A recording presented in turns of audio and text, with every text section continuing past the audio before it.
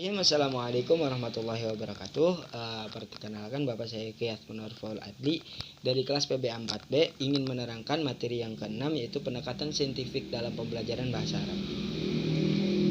Pengertian, menurut Rusman, pendekatan saintifik adalah pendekatan pembelajaran yang memberikan ruang pada peserta didik secara luas untuk melakukan eksplorasi dan elaborasi materi pembelajaran, serta mampu mengaktualisasikan kemampuan melalui kegiatan pembelajaran yang telah dirancang oleh guru.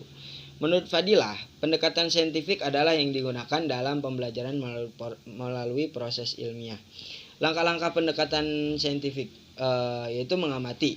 Pertama, mengamati adalah kegiatan mengidentifikasi ciri-ciri objek tertentu dengan alat inderanya secara teliti. Metode mengamati mengutamakan kebermaknaan proses pembelajaran, meaningful learning. Metode ini memiliki keunggulan tertentu seperti menyajikan media objek secara nyata, peserta didik senang dan tertantang, dan mudah pelaksanaannya. Metode mengamati sangat bermanfaat bagi pemenuhan rasa ingin tahu peserta didik, sehingga proses pembelajaran memiliki kebermaknaan yang tinggi.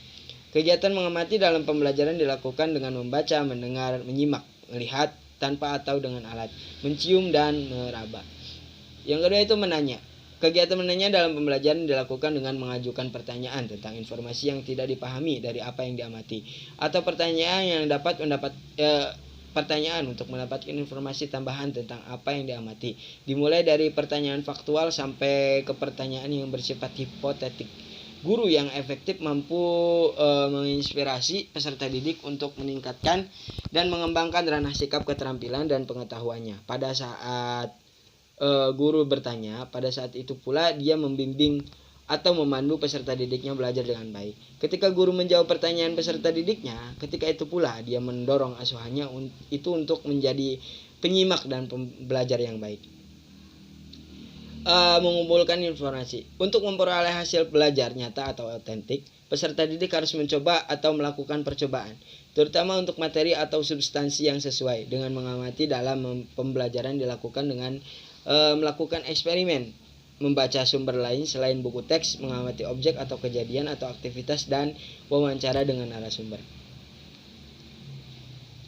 Menalar. Tahapan penalaran merupakan satu proses berpikir yang logis dan sistematis terhadap fakta yang dapat diamati guna memperoleh simpulan dalam bentuk pengetahuan.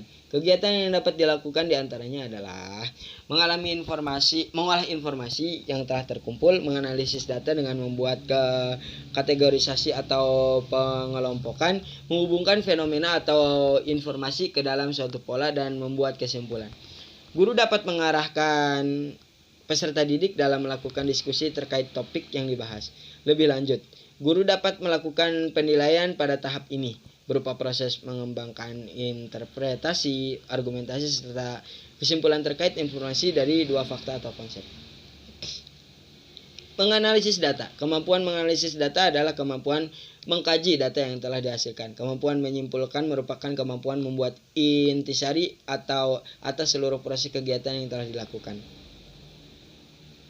Yang selanjutnya itu komunikasi. Yang terakhir adalah komunikasi. Peserta didik dapat mengomunikasikannya dalam bentuk laporan atau makalah yang di dalamnya memuat bagan, diagram, atau grafik. Pada tingkat lanjut, peserta didik dapat menyusun hasil pembelajaran dalam bentuk laporan tertulis dan menyajikannya secara sistematis mulai dari proses, hasil, hingga kesimpulan secara lisan dengan mempresentasikannya di depan kelas. Mungkin cukup sekian penjelasan saya di materi yang ke-6 ini, Pak. Kurang lebihnya mohon maaf. Terima kasih telah mendengarkan, dan wassalamualaikum warahmatullahi wabarakatuh.